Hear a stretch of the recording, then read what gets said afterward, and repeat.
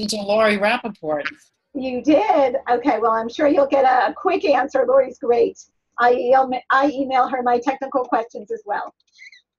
We're going to wait just 2 minutes. Thank you, guys. I apologize that we had to start 10 minutes later. I was teaching a class that was supposed to end 20 minutes from now.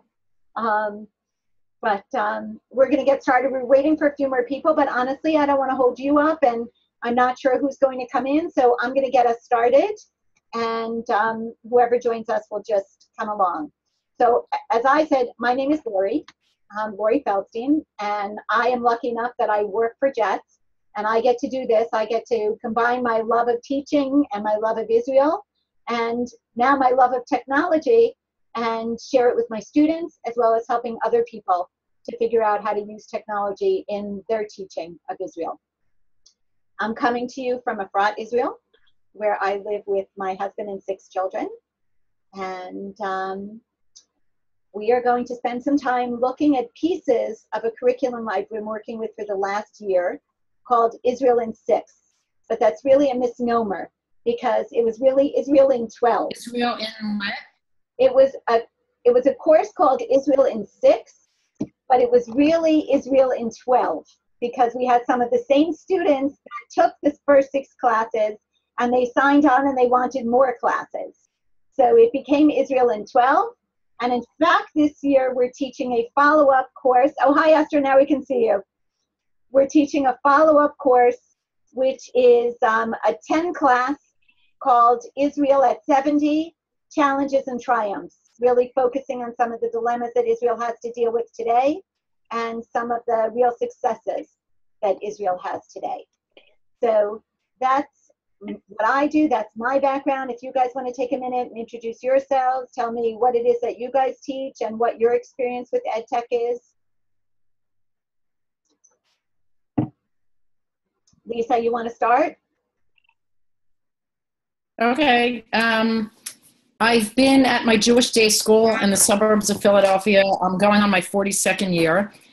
I've taught there. My girls have gone through that system. My younger daughter made Aliyah after high school in 2012, so she just got married a couple weeks ago to another former lone soldier in Jerusalem. So that was exciting. I had made Aliyah, thank you, went in the 80s. And I taught high school English for a while. Then I came back, and now I come to Jerusalem every summer because of her. But I've been teaching 4th and 5th grade Jewish studies. And then I saw Barry Kersner was supposed to take this. He and I also worked together at Camp on the Poconos, where I worked in experiential and informal education. Love tech. I actually took a class with a woman named Deborah Nagler a number of years ago through Gratz College, and that's where I got really turned on. And then when I discovered Smadar, as I said, I'm a Smadar group. Me too. Great. That's it. Okay, terrific. Esther, you need to unmute yourself to share a couple words about. Great. Okay. Well, I'm a librarian at Yeshiva of North Jersey. It's a very large day school in northern New Jersey. We do a lot of, the school in general does a lot of ed tech stuff, but being the librarian, I need to, just need to be up on all this. I go to Israel once or twice a year to see my grandson in Rehovot. We're, big art and Zionists. We do a lot of stuff while we're there, and I just feel like any ed tech that I learn, I can pass it along, and I'm happy to be here. Fantastic. I taught high school in Rehovot. Oh, really? That's where you were? Yeah. Oh, wow. Such a small world. And I made Aliyah from Teaneck, and I was a groupie of Arlene Liebman, who used to be at YMCA for many, many years. Yeah. Okay, she was the person that made this job. I don't remember when you were there. I've been there for 19 years. I did work at Y&J. I loved Arlene, and she was somebody I really looked up to as an educator. And she actually connected me with the job that I had in Manhattan. So, well, she was the person that really created this job at Y&J. It's sort of unusual that we teach research skills and tech skills and things like that. So it's because of her. But now, she made Aliyah. She herself is our Nona now. I know. Fantastic. Okay. So you guys know EdTech. So we're going to go in. We're going to move very, very quickly through. I didn't know if I had like a group of people who were not familiar with EdTech at all, or a group of people who, like the two of you guys, are more experienced with EdTech and know what's going on. So we're going to move very quickly through this. Okay. What is online Jewish learning? So from your experiences, if you guys had to sum up in like one sentence, what is online Jewish learning? You know what? I kind of lost you. What happened here? Lisa, are you with me? Yeah. Oh, okay. You guys are with me? Okay. No, but Esther said she lost you. Okay, I don't know. I didn't I touch was checking with you to make sure. Okay, Esther, are you back with us? I can hear you, but I can't see anything. So let's see what I could do. Hey, keep going on. Okay. So what is online Jewish learning? Okay, so Lisa, you've probably seen this before because this is something Smadar loves to use, right? Thanks for that amazing worksheet. How many students have ever said that? Not one. Not one, not too many people. So what other options do we have? Well, I just want to throw in, based on that, obviously technological advances allow us to do a lot more, but I have a daughter who teaches in an urban school, and she and I have a Google Doc between us called Waving the Worksheet, WAIVING. And what we try to do is just share resources, because I have 4th and 5th grade kids in a Jewish day school. She's got 9th and 10th graders in an urban residential school. And we just look for ways to not use the worksheet. And it's just a lot of fun to be able to work with her on doing that. So obviously we have a lot of technology available to us. People should be taking Smadar's webinars. That's amazing, Lisa. You are so lucky, like, to have that experience. There are so many levels of that experience. That's incredible, what you just said, to be able to work with your daughter like that and to be able to have that kind of exposure to what's going on in inner city schools, share with your students on every level. Okay, so oftentimes when we say this and we say what's available, people say Google. And people have this idea, you know, Google or a Google form or Google, you get pictures on Google. And people have no idea that the point of using EdTech is not just to make it flashy and interesting and attractive to our students and more fun than a worksheet, but that actually with EdTech, we can, with the flick of a button or with a technological worksheet, we can flip Bloom's taxonomy. And, you know, we always had this idea, and much of what we were giving over to our students tended to focus more on knowledge and comprehension and the lower levels of Bloom's taxonomy. And if you look in classic education in the classroom in 1880, even in 1980, the majority of the focus was the bottom end of Bloom's taxonomy. But in 2017, we can really, with the click of a button, flick Bloom's taxonomy on its head. And we can all of a sudden put our focus on creating, on evaluating, on analyzing, on applying. And of course, through the activities that our students are engaged, when our students are engaged in these activities, they're also gaining knowledge and remembering. So with that as a backdrop and kind of a lens, and because you guys are so involved in EdTech already, I'm moving very quickly through this. If there's anything you want to add, Esther or Lisa, just please stop me. I'm going to move into some of the, just give you some tastes of some of the things that we've done with the Israel in 6 curricula. Okay, we're on the same page? Esther? Yep. You're with me? Okay, great. Okay, so this is just a very fun thing to start it off with. I'm sure you guys have used like Kahoots all the time in your classes. They're a fun chupar, they're a fun reward. But we don't always think, so my students had learned a unit on pre-state aliyot to Israel. They started learning about what life was like in the beginning of the 19th centuries for Jews, and where Jews had lived for centuries, basically in small communities behind walls, how the Jews who were in Eretz Yisrael increased in their numbers, how they began to move beyond the walls, and how the 1st through 5th aliyot open the way to the creation of the state. So one of the things that I just want us to look briefly at the Kahoot is that Kahoot can also be used to shoot for some of those higher level thinking. It's not the first thing we think of when we think of using a higher level. And you guys know to type in Kahoot it. Now if you type into your browser, Kahoot it, I'm going to give you the number, and we'll just quickly look through this game.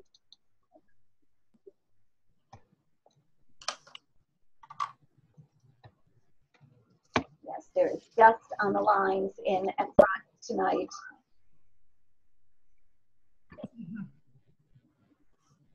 Okay, you guys are going to type in 199469. I think the number is now.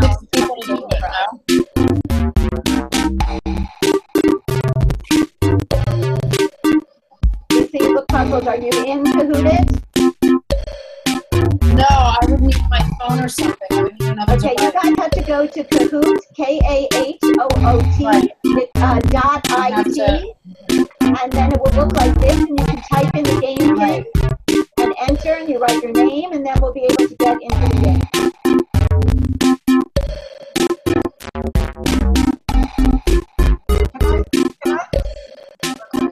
As soon as you type in the game pin and enter, we'll let you put in your name, which will come up on the screen. Great, Lisa's in.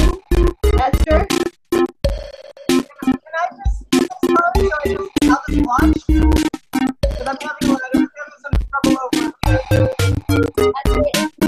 Kahoot, K-A-H-O-O-T,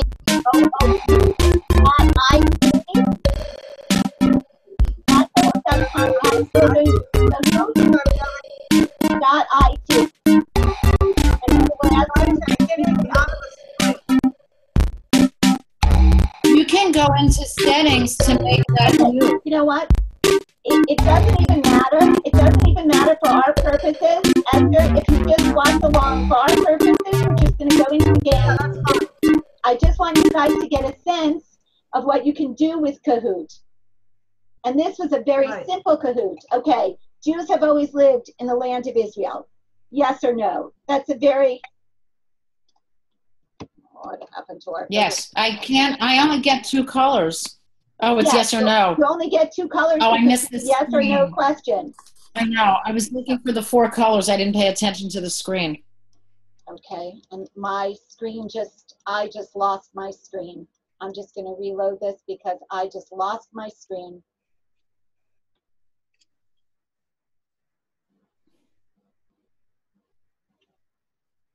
While it's reloading, I got a deck of cards from the Eye Center that is all about Israel. It's got personalities, geographic locations, events, all kinds of things. And I have a student who cannot manage the dual curriculum. He just can't learn. He's got issues in English, let alone Hebrew. So I handed him the deck, and I told him by Yom Ha'atzmaut, he can make a giant Kahoot game that we could use for the 4th and 5th grade. Fantastic. But yes, you can with Kahoot, you can make the answers however you want to make them. It doesn't have to be 4 answers, it can be 2. Now, that was a yes or no correct question. Okay, where did the Jews in the old Yishuv live? Here you're going to see more traditional 4. And again, that's a correct question. That's like, a knowledge acquisition question, right?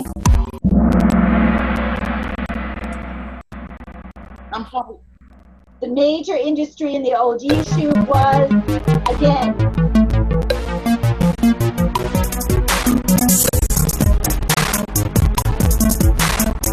the more knowledge acquisition question, that the Jews relied on tzedakah. Okay, these men helped build Mishkanot Sha'ananim outside the old city walls in Jerusalem. Now, this gives you an idea of what you can do, and you'll see it applied at a higher thinking level. Here already, students can give more than one answer. So on a Kahoot, you can only give one answer, but here it pushes students. You can have open-ended questions where more than one answer is the correct answer. So here, something the second Aliyah contributed to Palestinian society.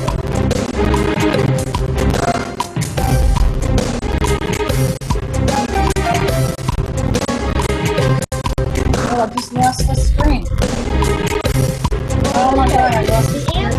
Hebrew language, the Jewish collective farm, the Shomrim, and Tel Aviv. And Yeah, the truth is that all of these things, and I'm going to take us from the Kahoot, but all of those answers were correct. That being, and it wasn't like the students were ever told in a direct way, but over the course of learning about the units, they had learned about the evolution of Hebrew language. They had learned about the development of Shomrim to protect different communities. So here you can give higher level thinking questions where students have to apply the knowledge that they've gained. So kids love the Kahoot. And it's not something that we would use all the time because kids do love it. And also, it's not always going to shoot you to your higher levels of critical thinking. But we should encourage teachers when they're designing a curriculum to not only think of the Kahoot as a yes or no answer, to also even think of the Kahoot a very simple tool in aiming for higher levels of critical thinking. Okay, and now we're going to look at something that was done a little bit differently. In the course of the unit, Israel in 6, students learned about the different groups that came to Israel. And we had them look at pictures and try and guess if they could figure out who these groups were. We see Yemenite, Moroccan, and Russian, and American, and Ethiopian. And then students were divided up and they were assigned to go to different Lino boards. So we're going to take a look at one in a minute, but they looked at Moroccan Jews, they looked at Yemenite Jews, they looked at Russian Jews, and they looked at Ethiopian Jews. And for our purposes, we're going to take a look at this Ethiopian Lino. So, I mean, Lisa, you've worked with Lino boards before. Esther? No. You've never worked with a Lino board before. Okay, so No. a Lino board is a great way of doing collaborative learning. Now on this particular Lino, students were given this information. They were given this Lino, and the way you work in a Lino is you can post pictures, you can post video, you can post text. You click on the post, you see the 4 posties that are there, the pink, blue, green, and yellow. You click on one, it will come up, and you can write any information you want here, or you could post a picture, or you could post a video, and you can post information and your student's name. Okay, but what students were asked to do here was they were asked in groups to learn information, and about each immigrant group, they got the story of the immigrant group, they got some background information, they got something unique about them. In the case of the Ethiopians, it was sigd. They got some music from the group, and they got some food from the group. So students were asked to explore in different groups, and not everybody was exploring each group. Different groups were working on different immigrant groups. After they, and if you guys want to, Esther, if you've never seen a Lino, if you want to see how it works, you click on play on the video, and the video will start. As you see it now, the video will start to play. We know that Jews have been living in Ethiopia for well over 2,000 years. There are many. So students can watch a video, they can read information, and they can comment on the information. So we often use a Lino board. It's fantastic for collaborative learning. I just taught a class about the Meraglim. We learned about Parshat Meraglim, and at the end of learning about Parshat Meraglim, I'd ask the students, I gave them some pictures, all different cartoon pictures and different pictures of Meraglim on a Lino, and I asked them to post what they thought the characteristics and the motivations of the Meraglim were. And in this particular class, it was an Israel class, we then fast forwarded 3,500 years, and we looked at today's Meraglim and how they speak about the state of Israel. And the students went on another Lino to collaboratively share. Everyone sees it in real time, what they thought of the modern Meraglim, and then we were able to go back and forth and compare the two. So it's a way that your students can really express their ideas. It's very, very collaborative, and you can fit a lot of information. This Lino is huge. You can fit a lot of information on the Lino. All of the information that I gave my students here was on one small portion of the Lino, just so you get an idea of how it works. So in any case, in the Israel in 6 curriculum, students learned about different immigrant groups to Israel, and then they were asked to make a thing link. Lisa, Esther, are you familiar with thing link? I'm not. I don't do as much. I don't know. Our EdTech people would, but I'm doing more of the research part of it. So Okay. no. Lisa, you've worked with ThingLink? Yeah, I had used it a while ago. I forgot about it, to be honest with you. Yeah, you know what? Actually, I have used it a long while ago. Okay. Now that I'm looking at it, yes. The nice thing I'm gonna about write it down. is they've upgraded. The nice thing about ThingLink is it's a great way. I'm going to use it. They were asked, the students, to give information about the history of their group, how they came to Israel, and what they thought based on what they learned their group's contributions were to Israeli society. So for this Ethiopian ThingLink, the nice thing about ThingLink, it allows you to take a picture, and then you can drop into that picture videos. So you can show a video. This particular video was a video of some Ethiopian Olim arriving in Israel. And then it was actually, the ending of the video is a religious couple. She's Ethiopian, he's not, kind of talking about some of their experiences. There's an article here about Ethiopian Jews and some of the difficulties that they faced in Israel. And there's a video about the uniqueness of Sid and how that has impacted on celebrations that go on in Israeli society today. So it was a very nice way that students doing independent learning, cooperative learning, and collaboration were able to very quickly, very easily, this all took place in one class session, learn a bit about the fabric of Israeli society, the different groups that live in Israel. Think about what that means, that so many different types of people live in Israel, and share with each other so that everybody is able to learn, have a taste of Yemenites, a taste of Moroccans, a taste of the Russian immigration, and a taste of the Ethiopian immigration, without us having to do a whole unit on the people of Israel. So that was just to give you an idea, again, in just a few minutes, of how we did a taste of the people of Israel. So I want to give you an idea of how we did. Now, we looked in this Israel in 6, really Israel in 12, at the issue that Israel has faced at basically being at war since her Declaration of Independence in 1948. And we looked more in depth at the main wars, and we also looked at all of the actions that have taken place on kind of a timeline, and at the subsequent intifadas and actions which have been taking place in more recent years. But again, I want to give you an idea of how we did. Students were broken up into groups to look in the War of Independence, the 6-Day War, the Yom Kippur War, and the Lebanon War. And here, students were given a slideshow. So we'll look at the slideshow for the Yom Kippur War, where on each war, students were given background information about the war. Why are we loading so slowly today? Students were given a video to watch that gave them background information about the war.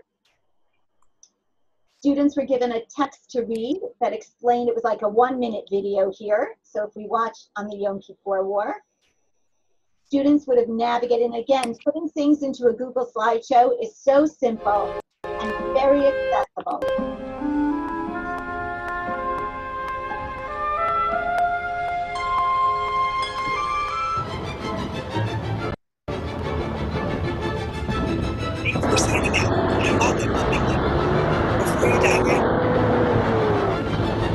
I don't want to given a video to watch about the war. They were given a text to read about the war and about the impact of the war in Israeli society. And then each group, in this case it was Lu Yehi, the very famous song that came out of the Yom Kippur War. They were given a song for each of the wars. And then the students were asked, after they had learned about the wars, to go to this Reply All. Now, Reply All is a fantastic collaborative forum The only downside with a reply all is that every student has to log in. And you, the moderator, has to approve every student's responses and replies. The great thing about that is when you're teaching 7th grade boys, you have a ready-made filter for any inappropriate comments that might come up. But there are other less formal conversation forums you can be using. The nice thing about a reply all is you can put in video, you can put in pictures, and you can put in a longer post. So if you really want to have a conversation, not just what was this war, how did it get started, what was it about, but how did it change or how did it impact on Israeli society, a reply all is a very nice forum to do that. And again, this piece was 2 classes, looking at all of the wars and responding on the reply all. Students were given time to really think about it and to create what they wanted to report about the war. But again, in 2 sessions, we did a very thorough overview of the challenges that Israel has faced in having to have a military, in fighting all of these wars, how different wars impacted and changed society, and conversations about what it means for young people to grow up and to know that they're going to be part of that military. So in 2 classes, we were able to open extremely rich conversation about Israel. And I know when I was a teacher in the States and I would try to teach Israel from a text or in a more traditional way, it was much more difficult to get to those higher level thinking or real thoughts about aspects of Israeli society, that by using these apps in a classroom format, and this was with 7th graders, we were really able to cover the material. Could be used for 4th graders, it could be used for 5th graders, and could certainly be used in a high school setting.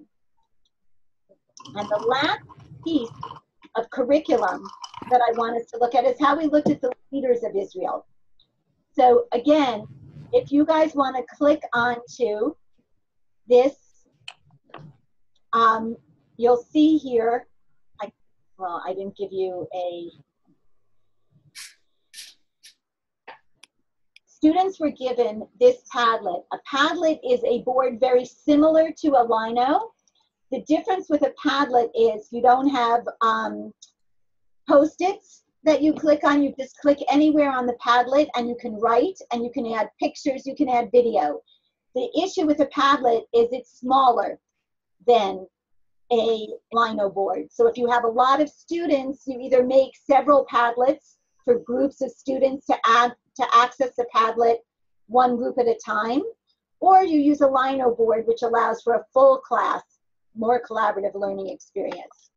But students were asked to look at 4 different prime ministers of Israel: Golda Meir, Yitzhak Rabin, Menachem Begin, and Shimon Peres. And they were asked to watch a video and read some material about them, and then think about what they saw as 2 or 3 leadership qualities of this prime minister, and to post the qualities and what quality they most related to. After we did that, the students, and this one I'm just going to show you their work of some of my students. This was a 7th, these were 7th and 8th graders who produced this. Students were asked to take, based on those qualities of leadership that they saw in these prime ministers, to come on to a slideshow and create a slogan for their prime minister.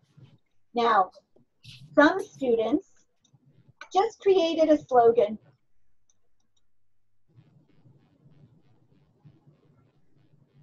I will not stand silently by when there's something to be said, summed up Menachem Begin for Rebecca. Be determined to do what's best and exceed others' expectations for you, summed up Golda Meir for Hannah. Some students just put slogans, but students were told that they could add pictures. Students were told that they could be looking for quotes. They didn't have to look for quotes based on sayings of the prime ministers.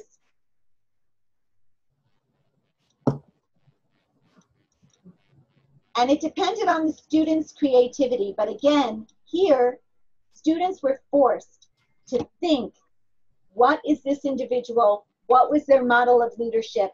And to actually go and create something with that. And again, this creation all took place within half a class. So instead of just learning, this was Golda Meir, this is what she had to say, she was the prime minister during this war, she believed X, Y, and Z, students had the chance to take a glimpse of that prime minister, to analyze what they saw in leadership qualities, and to create something that they thought summed up that prime minister's life. And in that half a class, students, first of all, climbed up to the top of Bloom's taxonomy and learned tachlis much more about the experiences of leadership and the time periods of these different prime ministers that will stay with them because they went through that process of creating. And again, that could be used, any of these pieces could be used for any of these different types of curriculum, meaning it could be a Padlet, it could be a Lino. We did some fun stuff with Startup Nation, with students exploring some videos about Waze, which today, it used to be a few years ago that Waze was such a uniquely Israeli thing. Today, I think in the farthest, most remote parts of the world, people are using Waze. We learned about some fun things that students would never think were invented in Israel. Games that most of my students had played for years that they had no idea came out of that same kind of creativity. And we learned about some powerful Israeli inventions like Rewalk and like the Iron Dome. And then students thought about startup quotes. What empowers people? What changes people? They came up with their own startup quotes. And that's what we did with Startup Nation. So just to give you a taste, I've thrown, oh, Maureen? Hi. Nope. Hi. I got you back. Okay, great. Just to give you guys a taste of what using ed technology allows you to do as compared to a traditional textbook, as compared to traditional workshops, worksheets, both in terms of the way that students are able to engage with the material, absorb the material, create with the material, and the level of learning that's possible. This is just, as I said, these were 12 classes, and this was just a taste. I wanted to give you guys a taste of the style of learning that we use and of the possibilities that you can use in thinking about your own students and your own curriculums when you're designing an Israel course. Not to mention, this could be used when you're designing a Holocaust course or any kind of a Jewish history course or a Tanakh course or a Gemara class. There's so many ways that the same technology could be applied, or a math class, to these materials.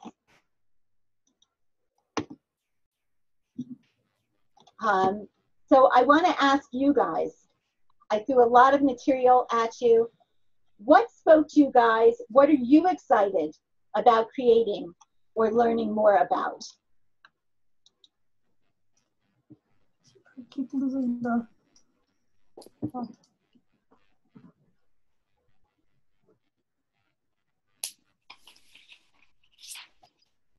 If nobody's speaking, I'll tell, based on everything that you said, I've used a lot of these for Hebrew language and holidays. Only recently did I start applying these to Chumash teaching because I didn't want to be disrespectful to the text until I took a webinar and learned that I don't have to be.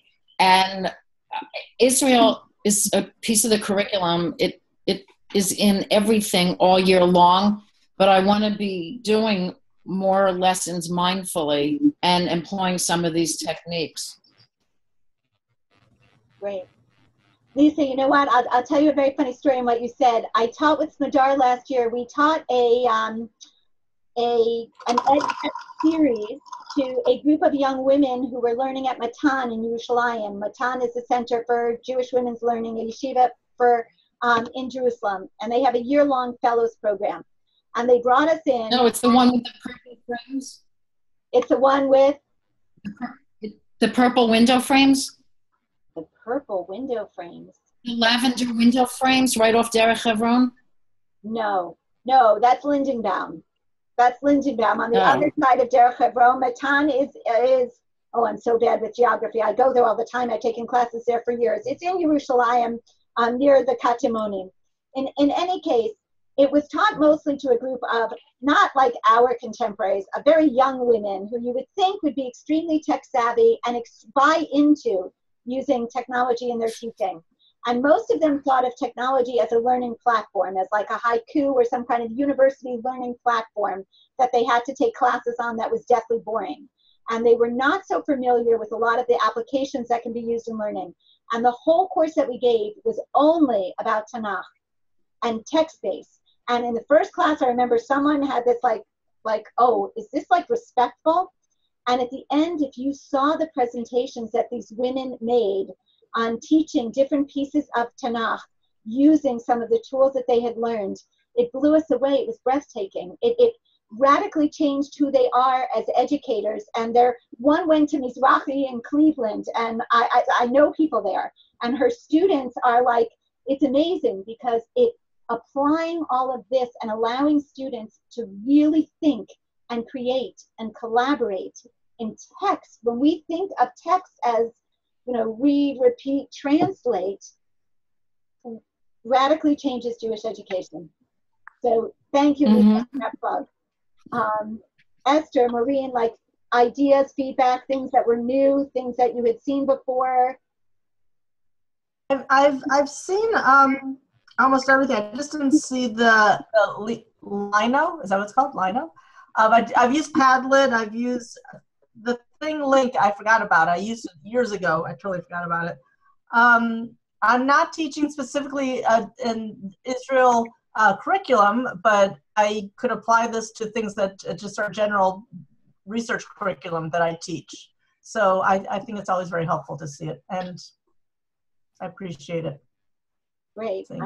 It's great to hear that it's so great to hear that you guys have experience with this stuff. Like it's really encouraging. Maureen, we introduced ourselves in the beginning. I apologize. I got started because we were running a little late. Do you want to introduce yourself quickly, where you are, what you teach? Can you hear me? Yes. Yes. Okay. I'm Director of Lifelong Learning at a small congregational school in St. Petersburg, Florida. And right before the end of August, I had a webinar with Hillel about our school piloting the Hayinu Kecholmim, which I'm very excited about. We just have a new shlicha in our area. So I am very, I think that Israel education is an extremely weak area of the curriculum. And I'm excited to put it in any way I can. And the other thing is I have students, especially high school students, who I expect be working remotely. So I'm happy to just get more exposure to the tools that I can use with them, because I think for them, it will really remove a lot of the obstacles that I have in retaining high schoolers after their, bar mitzvah. Yeah, I think you're absolutely right about that. I work with a group of high schoolers in Chicago, and in fact, that's where we piloted this Israel in 6, where we first taught it, and it became Israel in 12 because they wanted more. And this year, it became Israel Challenges and Triumphs, which is more looking at Israel at 70 and kind of what's going on today, from everything from medical tourism to inclusion to BDS to Startup Nation, to all different aspects of society and dilemmas that Israel faces today. So I think you're right about that. Remote learning is a great way to reach kids, especially in a congregational school setting, and especially post bar bat mitzvah. So I just want to tell you guys, I would be remiss not to tell you that first of all, we do this course. We do this course, Israel in 6 or Israel in 12 or Israel Challenges and Triumphs. We provide a JETS teacher, we provide the curriculum, and we work to kind of individualize it to schools and their needs. And until October 1st, there is a $50 discount for you guys since you took this webinar tonight. So just so you should know that. And Lori Rappaport from our staff, who Lisa, as you say, you turn to for tech support, will be in touch with you guys to follow up and remind you on that.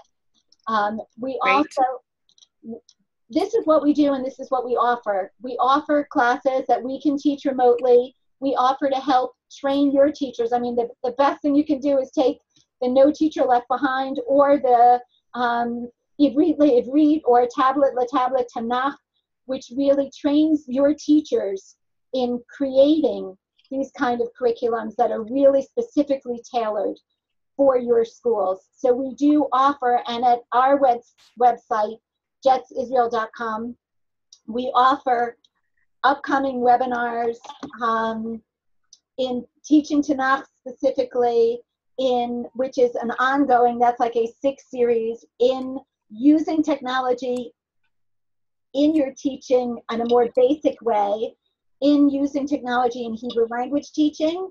And there are one-off webinars like this one, but some that are geared specifically for teaching Gemara or teaching 3D Judaism, or some very interesting takes and twists on using EdTech in our classrooms. So, excuse me, may I ask a question? Absolutely. Is it specifically a 7th grade curriculum, or is it adaptable? It's very adaptable. As I said, I taught it in 2 different schools last year, to one school 6th and 7th graders, one school 7th graders, and I taught it in another school to 7th through 12th graders. Not at the same time.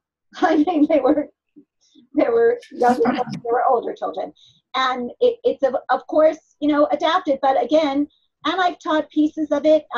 North Shore Hebrew Academy had us come in last year and do a series of classes with their 6th graders, their 7th graders, and their 8th graders. And so they got pieces of this curriculum, of an Israel curriculum, with their 6th graders. They did Holocaust with their 7th graders, and they did a piece of the Israel curriculum really focusing on the reunification of Jerusalem for their 8th graders. So it can be tailored to different ages, and it can also be tweaked for specific material that you want to cover. It doesn't have to be 6 classes or 12 classes.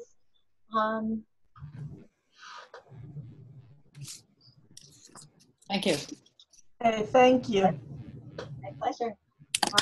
So again, guys, Lori Rappaport will follow up with all of you.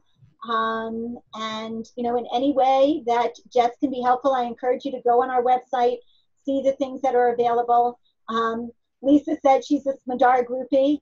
Smadar would not be happy with me for admitting this. I have to tell you that I've been an educator for many years.